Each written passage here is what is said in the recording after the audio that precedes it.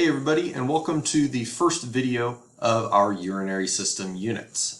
This unit is going to be very short. We'll spend no more than a week on it. And for this video, we're going to take a look at the structures that are involved in the urinary system. So here's just our list. We'll talk about each of these individually here. You have the kidney, the ureters, the bladder, and the urethra. Those are going to be the four major structures. Here you can see where they're located, those kidneys up at the top. And then the ureters traveling down from the kidney to the bladder. Then you'll have the bladder there, and then the urethra as it exits the body.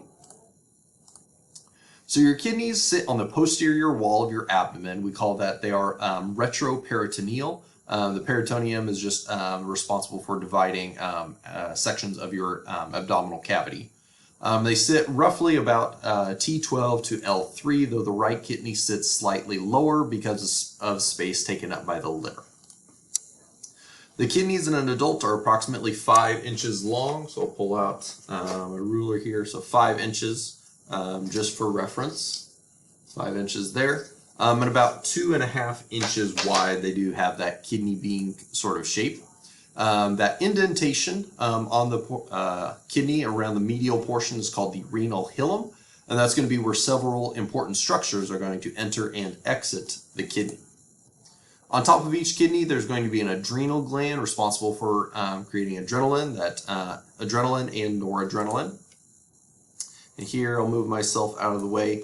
You can see a little bit more of the internal structure. We'll talk about the internal structure here on the next slide.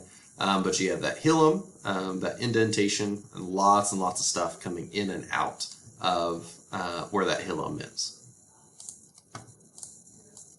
So there are 3 internal sections of the kidney. You're going to have the renal cortex, which is the outermost region. It's actually a very thin region when you look at the entirety of the kidney.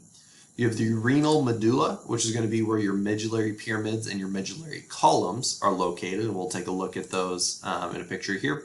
And then you have the renal pelvis, which is where you're going to have your minor calyces and your major calyces responsible for collecting urine that is created by the medullary pyramids.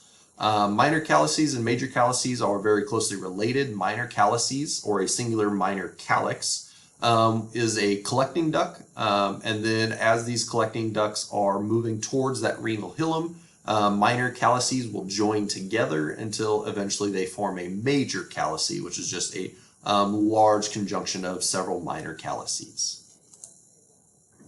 So zooming in here, you can see the renal cortex on the edge, very thin section here. You can see it bracketed there. And then you have the renal medulla bracketed here, and that's going to be where you have these medullary pyramids and these medullary columns. Here they're labeled renal columns here.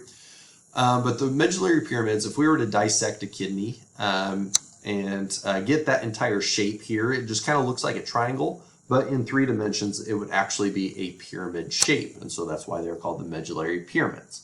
And then the columns are just sectioning off each of those pyramids. Those columns run in between each of the renal pyramids. And then here you can see the calyces, a minor calyx, and when several minor calyces come together, they will form a major calyx until eventually it will be leaving. Those major calyces will conjoin and eventually form the ureter. So the kidneys are going to filter they're going to filter all of your blood approximately once every 4 minutes. So you think every minute, a quarter of your blood runs through your kidneys, and they're going to filter the blood of nitrogenous waste, toxins, drugs, as well as excess salts.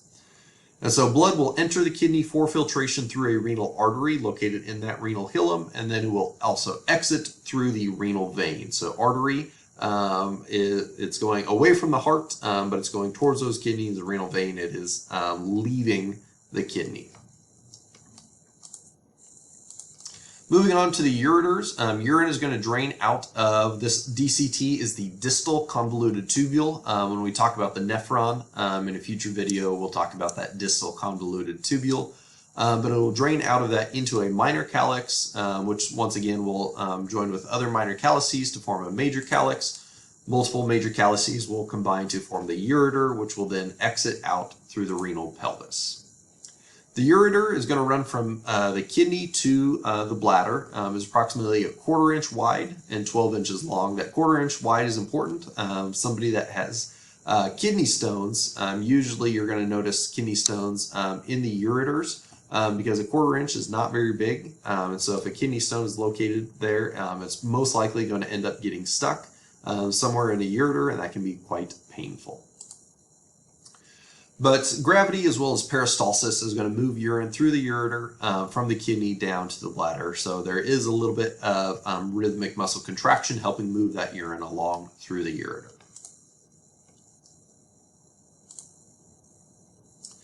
Here you can see the ureter down here after it is, all these calyces have joined together to form that ureter, and then it's going to run that approximately 12 inches from the kidney all the way down to your bladder. So the bladder is going to lie posterior to the pubic symphysis. Remember, posterior is going to be behind, towards the back. Pubic symphysis, there goes my lights, is going to be that part of the your hips where they're going to join between those two pubis bones. That pubic symphysis is the cartilage, that cartilaginous joint located in between there. The bladder is also going to lie anterior to the uterus in females, which becomes really important in our next unit when we start talking about the reproductive system. The bladder is going to be lined with transitional epithelium. You may recall that from our second unit when we went over all the different tissue types. Transitional epithelium has the ability to stand up really, really tall and look almost like columnar epithelium. When the bladder is empty, and so it's really, really small. But when the bladder is starting to hold lots and lots of urine, those cells will go from really, really tall to really, really wide and flat, and that's going to allow that bladder to get much larger and contain a much larger amount of urine.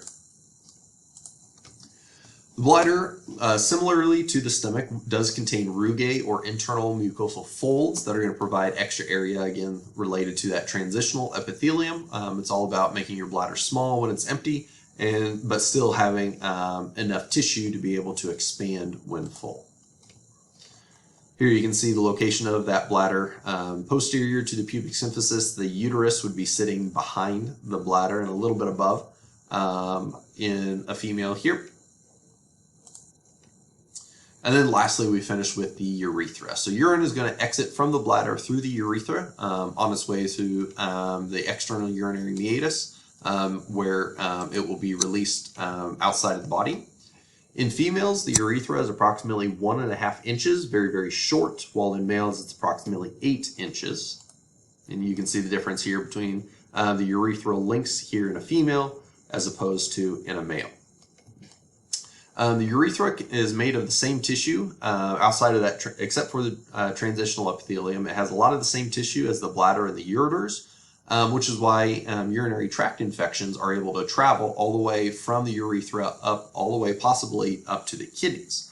And so urinary tract infections, or UTIs, are very can be very serious, and you hear about them a lot more in females because the shorter urethra means that any sort of infection, bacteria, and things like that have to go a shorter distance in order to reach the bladder, the ureters, or the kidneys. While in males, they have to travel a much longer distance through that urethra to get to any other organ, and so it's much more likely that your body is able to catch it and destroy that UTI before it becomes a problem in another organ like the bladder, ureters, or the kidney.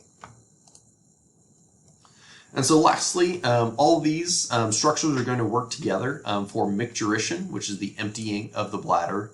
In infants, it is a reflex action. They have no control over it, but they start to gain voluntary control over it around ages 2 to 3. And so that would be where potty training is coming in. Similarly to the digestive system, when we talked about it, you do have an internal urethral sphincter that is going to be involuntary to contract and seal off the bladder and prevent micturition until you are able to empty the bladder, but you don't have control over that. You do have control over the external urethral sphincter, which is going to do the same thing, preventing micturition until you are ready to.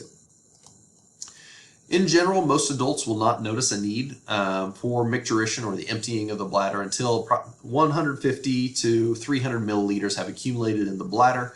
that can vary based on size of bladder and different things like that. So that is our video on the structures of the urinary system. We talked about the kidneys and all the internal structures located there. We'll dive more into the kidneys at a microscopic level in a future video. But we also talked about the ureters, the bladder, as well as the urethra. So as always, let me know if you have any questions. This is a very short unit, so make sure you're staying up to date on your videos and on your video quiz.